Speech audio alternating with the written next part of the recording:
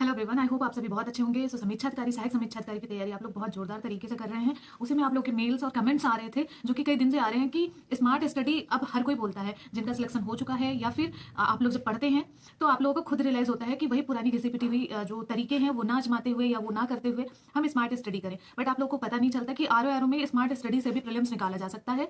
और आप लोगों को यही क्वेश्चन मतलब आप लोग करते भी आ रहे हैं कि क्या स्मार्ट स्टडी करें, कैसे करें आर में, जिससे हम अपना प्रीलिम्स क्वालिफाई कर लें। तो आप लोगों को पता है कि कुछ सब्जेक्ट ऐसे होते हैं जिसको कवर करने पर आपके जो है प्रीलिम्स निकाले जा सकते हैं, या फिर कुछ ऐसे स्टडी स्मार्ट स्टडी की जाती है कि जिससे आपके प्रीलिम्स में निकल जाए और हमको पीएचडी भी ना करना पड़े सिलेबस में। ठीक है, ये चीज गांठ बांध लो कि आपको सिलेबस में पीएचडी नहीं करनी, लेकिन ये भी गांठ बांध लो कि जो पढ़ रहे हो उसको कंठस्थ होना चाहिए।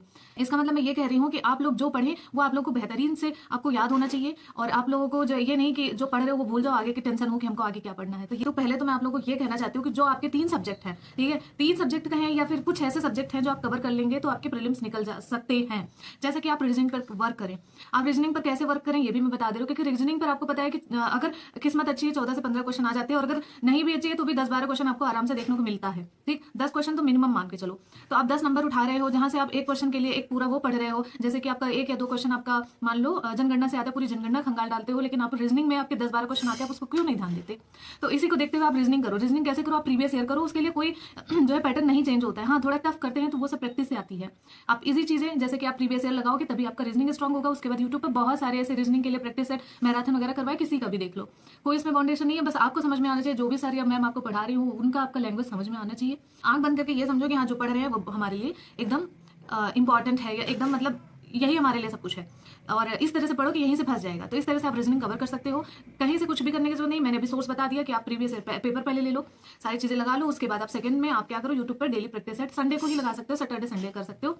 ऐसा कोई डेली भी करने की आवश्यकता नहीं है, लेकिन ऐसा करो कि आपके एक भी सवाल रीजनिंग में गलत ना हो, कमांड रखो। उसके बाद आप यूपीजी के का तो कुछ हम कह ही नहीं सकते कि क्या आएगा या नहीं आएगा, लेकिन यूपीजी के भी थोड़ा तैयार कर लेंगे तो अदर एग्जाम में भी आपके फायदे होंगे। जैसे कि आप यूपी ट्रिपल एससी अगर कर रहे हैं या यूपी के कोई भी एग्जाम्स दे रहे हैं तो उसमें यूपीजी के आपको काम आएगा, साथ ही इसमें भी आएगा। जरूरी नहीं पीसीएस में यूपीजी के नहीं आया तो आपको आरओ में देखने को नहीं मिलेगा, आपको देखने को मिल सकता है। ठीक है, तो थोड़ा यूपीजी के भी ध्यान दें। पहले था हमारी लिस्ट में करंट अफेयर, लेकिन करंट अफेयर का ऐसा माहौल बदल गया कि अब कुछ भी नहीं कहा जा सकता है।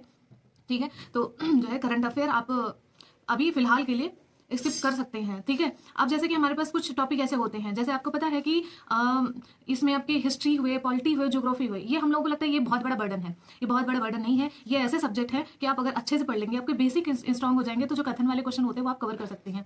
तो इस पे कमांड कर लो, हिस्ट्री हो गया, पॉलिटी हो गया, ज्योग्राफी हो गया, ये और आप रीजनिंग, इस पे कमांड कर लो। हिस्ट्री, पॉलिटी, ज्योग्राफी कैसे कमांड करना है देखो, इसके लिए मैं आप लोगों को बस एक चीज कहूंगी कि जो भी सोर्स रखो उस पर ट्रस्ट करना सीखो।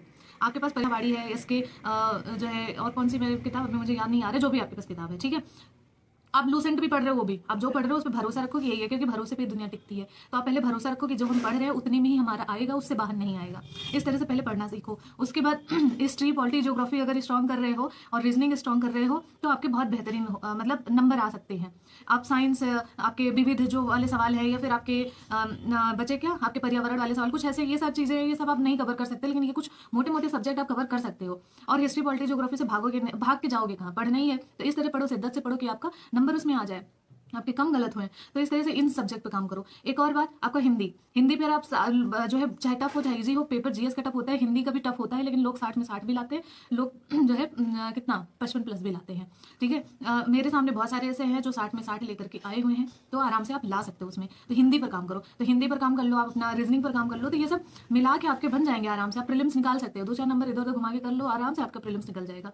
और अगर इस तरह के पेपर आए जिस तरह अभी आया हुआ था, तो आप मान के चलो कि 115-20 तक आप नंबर टारगेट बना के चलो। मैं नहीं कह रही हूँ कि ये इतना आएगा, मेरा ये कुछ ऐसा वो नहीं है कि मैं पेपर ना मैंने देखा अभी तक, ना मैंने कोई भी चीज देखी है, लेकिन हाँ अगर अनुमान लगाया जाए या फिर पिछले देखा जाए कि हाँ पिछला का पेपर कैसा था, अगर उस तरह आया तो 115 तक कट ऑफ मान के चलो, उसी हिसाब से आप तैयारी करो। ठीक है, अभी टेस्ट लगाओ तो 120 से 125 मतलब अटेम्प्ट करने की कोशिश करो, कट कुटा के आपका 115 आना चाहिए।